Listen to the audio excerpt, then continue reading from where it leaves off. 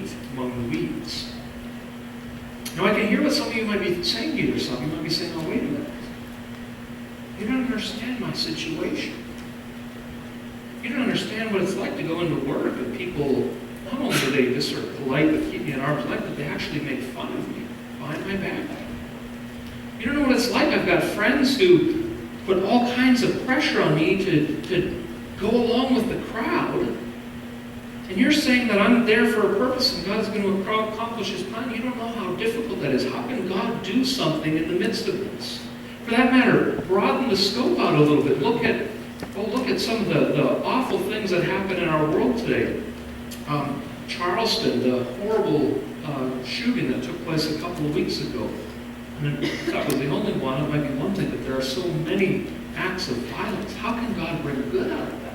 How can God bring good out of something like ISIS and the evil in this world? Can God really bring good out of evil? Can God really accomplish His ultimate gardening purposes amidst the awful weeds of this world?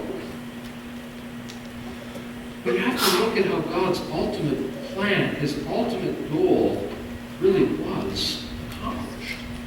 I mean, look at the work of Jesus Christ, and look at in the end of His life as He's about to be going to the cross. Think about the weeds, as it were, that He was experiencing. Think about the horrible injustices He's falsely accused and the hatred of the world leveled against Jesus and the suffering, the physical and spiritual suffering that Jesus is undergoing.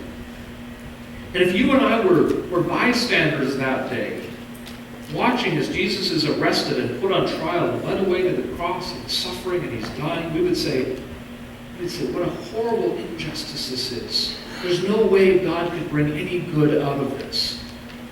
If God were really active and powerful, why doesn't He just step in and put an end to this evil? But of course, what God was doing was accomplishing His greatest and most glorious purpose through the cross.